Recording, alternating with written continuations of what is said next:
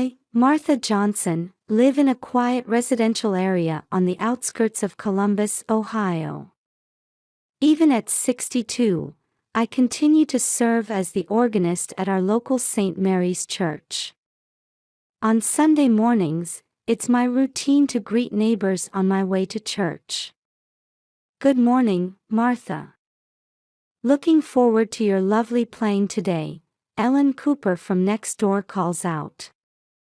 Thank you, Ellen. I've prepared something special for today, I reply with an inward smile. Music is my life, and playing at church is a precious bond with the people in this town. When I return home, my daughter Sarah, 35, is preparing breakfast in the kitchen. Welcome back, Mom. How was your performance today? Sarah asks. It went very well.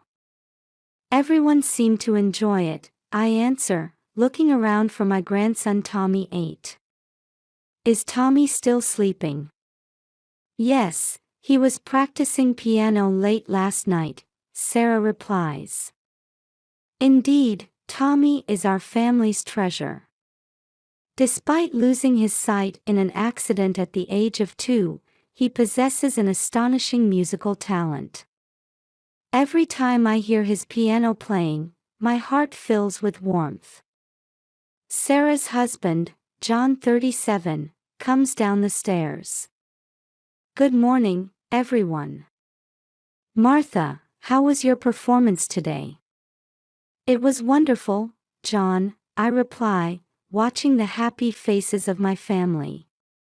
However, I don't miss the occasional shadows that cross Sarah and John's expressions. Are they remembering Tommy's accident? At breakfast time, Tommy finally wakes up. Good morning, Grandma, he smiles at me. His smile is as bright as the sun, lighting up the whole room. Good morning, Tommy. How was your piano practice yesterday? I ask, and Tommy's face lights up. It was great. I can play the new piece much better now, he answers happily. Our daily lives revolve around Tommy's music.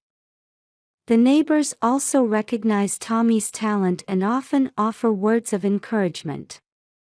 Just the other day, when I met Mrs. Richardson at the supermarket, she said, Martha, I'm looking forward to Tommy's recital. That child's talent is truly special. Indeed, Tommy's talent is special. But more than that, what I'm proud of is his positive attitude and willingness to work hard. Despite losing his sight, he never gives up and puts his all into music. This attitude gives courage and hope not only to our family but to the people in this community. At night, the sound of Tommy playing the piano echoes throughout the house. As I listen to the beautiful melody, I think about his future. Surely, a wonderful life awaits him. Believing this, I vow to continue supporting him. On Tommy's 5th birthday, our family prepared a special gift. We had the old upright piano in the living room professionally tuned. Tommy, happy birthday. This is your present, I said, and Tommy carefully approached the piano and touched the keys. I'll never forget the expression on his face at that moment. It was a radiant look, a mixture of curiosity and joy, as if he had discovered a new world. Grandma, is this a real piano? For me? Tommy asked excitedly. Yes, Tommy. It's a special piano just for you, I answered, and Tommy happily began pressing the keys. From that day on, Tommy's interest in the piano grew stronger day by day. Every day, as soon as he got home from school, he would sit at the piano and play with the sounds. I watched over Tommy's interest and gradually began teaching him the basics of piano. We started with simple scales and gradually progressed to simple tunes. Surprisingly, Tommy's progress was beyond imagination. He quickly memorized the songs I taught him and went on to tackle more difficult pieces. His fingers danced over the keys, producing beautiful melodies. "Martha, Tommy's talent is truly remarkable," Sarah said one day. However, I sensed some complex emotions behind her words. John was the same. "Tommy, you're amazing. But you don't have to push yourself too hard, you know," he said, seeming somewhat uneasy. I was a bit concerned about Sarah and John's reactions, but I decided to focus on nurturing Tommy's talent.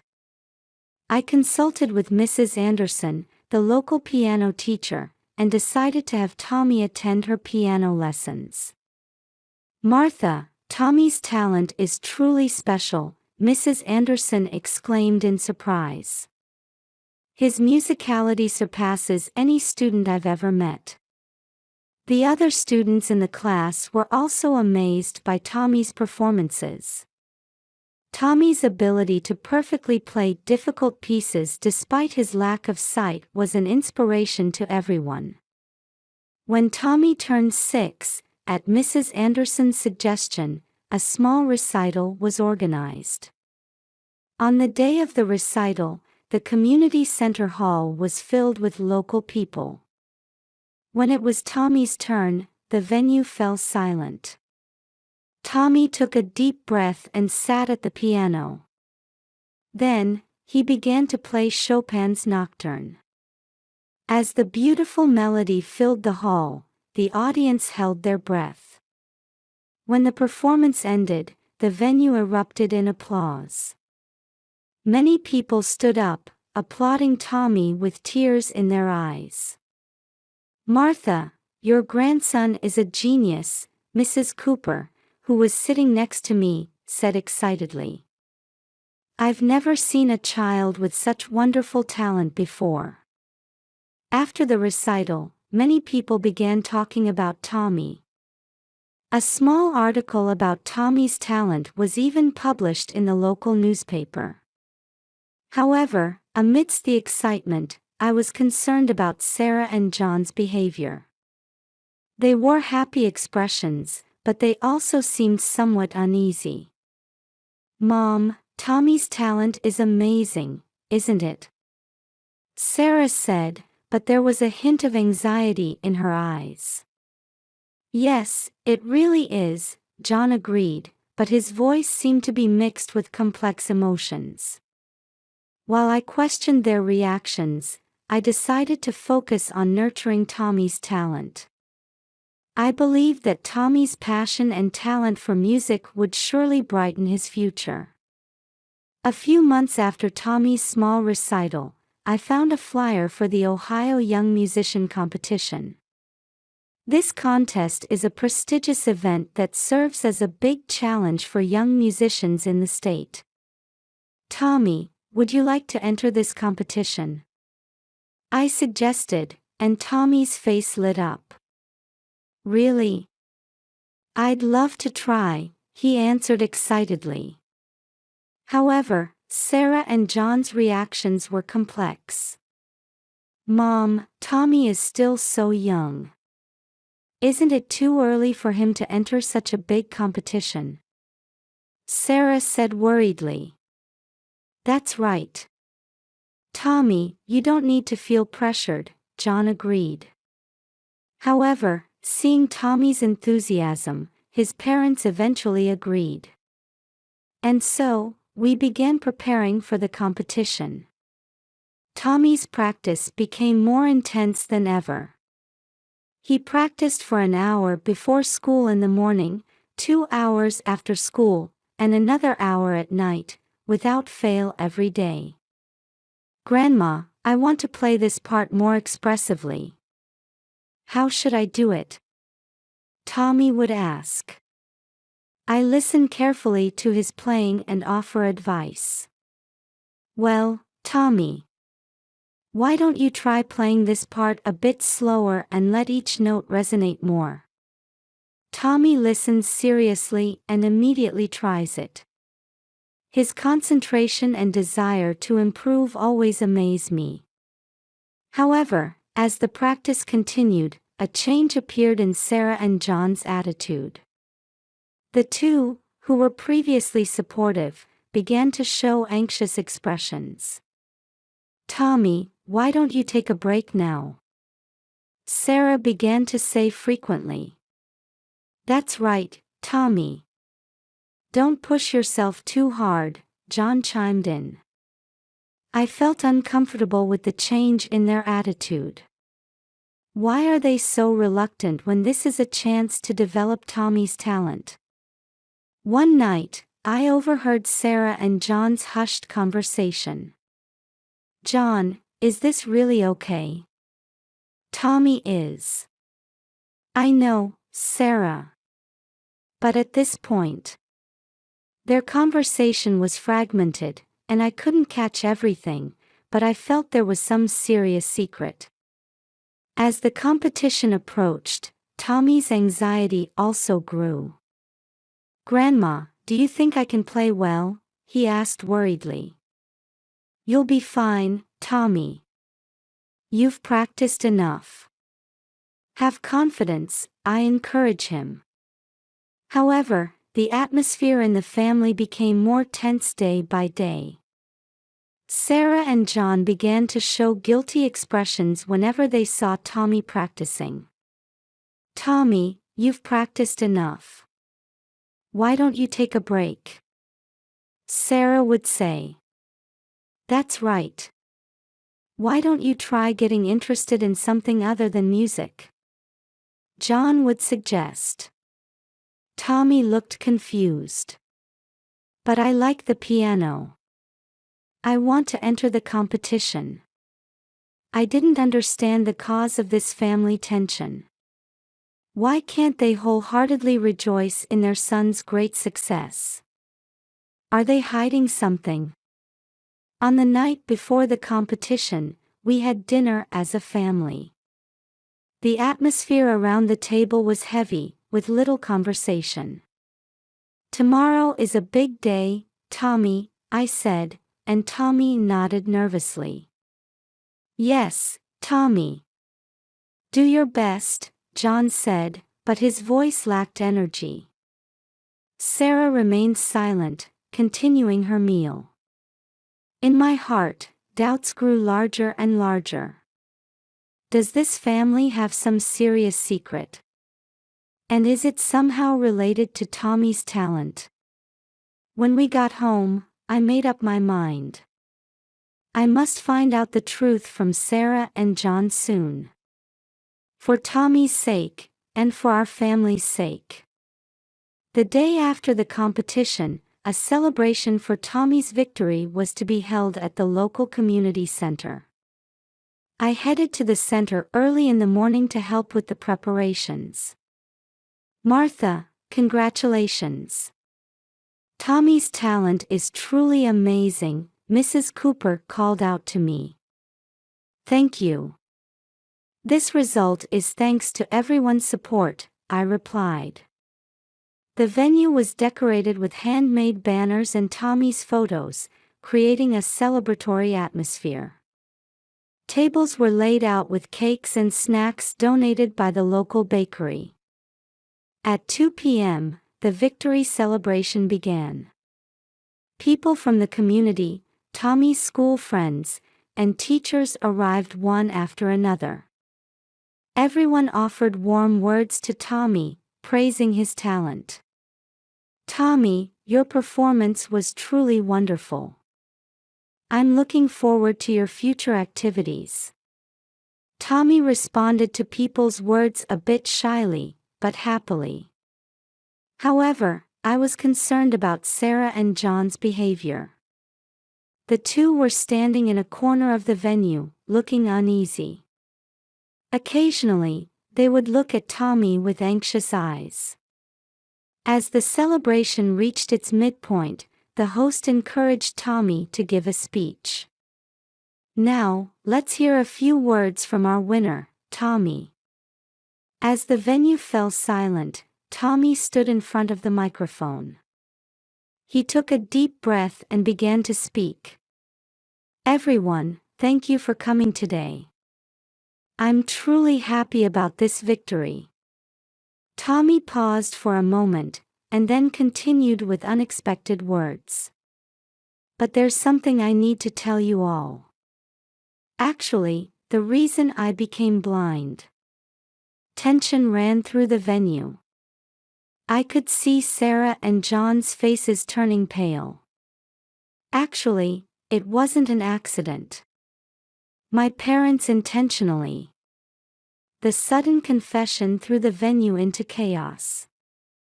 People raised voices of surprise, looking at each other. My parents deliberately injured my eyes to make me famous. Tommy's words plunged the venue into complete confusion. People raised voices of anger and surprise, and some even began to cry. I was in a state of shock, looking at Sarah and John. The two were pale-faced and trembling. Suddenly, Sarah cried out, "No. That's not." However, her words were drowned out by the commotion in the venue. The next moment, I saw Sarah and John running towards the exit of the venue. Instinctively, I stood in their way. Wait! Running away won't solve anything. At my voice, the two stopped. Sarah collapsed in tears, and John stood dazed. At that time, someone seemed to have called the police, as the sound of sirens could be heard. The police arrived and began to assess the situation. The officers are trying to calm the chaotic venue. Everyone, please calm down. We'll hear the details of the situation. A police officer raised his voice. Tommy quietly approached the police officer and began to tell his story. Sarah and John, accompanied by another police officer, are being questioned in a corner of the venue. I stood by Tommy's side and put my arm around his shoulders. It's okay, Tommy. No one will hurt you anymore. Tommy nodded slightly and leaned against me. A heavy atmosphere hangs over the venue. People are watching the development of the situation with expressions mixing surprise, sadness, and anger. Mrs. Cooper approached me. Martha, it must have been hard. Is there anything I can do to help? Thank you. For now, I just want to stay by Tommy's side, I answered. The police decided to take Sarah and John to the station. As the two got into the police vehicle, I watched with complex emotions. Anger, sadness, and a strange emptiness fill my heart. The victory celebration ended in a way no one had expected. People quietly left the venue, but with great shock. I hugged Tommy and began preparing to go home. The days ahead will certainly not be easy. However, now that the truth has come to light, we must take a new step forward. What will Tommy's brave confession bring to our family? The answer is not yet visible. I only clearly decided in my heart to continue protecting and supporting Tommy. Several days have passed since the victory celebration, and a full-scale police investigation has begun. Tommy and I have visited the police station several times to respond to inquiries. Why did you stay silent until now? When the detective asked Tommy, he answered in a small voice, "My parents threatened that if I talked, they would put me in an institution. But after winning the competition, I gained confidence. I thought I didn't need to hide anymore." Hearing these words, my heart ached. At the same time, I felt deep respect for Tommy's courage. Sarah and John were arrested and charged with child abuse. Their goal was to present Tommy as a child prodigy pianist with a disability and gain financial benefits. Knowing this fact, I felt my chest would burst with anger and sadness. The local community showed surprisingly strong support. Many people are trying to help Tommy, offering free counseling and legal assistance. Martha, please let us know if you need anything. Let's all support Tommy together, Mrs. Cooper said. Tommy had complex feelings towards his parents. Grandma, do I hate my parents? Or do I love them? I'm confused, he said crying, and I hugged him tightly. Either is fine, Tommy. All your feelings are valid. As time passed, changes gradually appeared in our lives.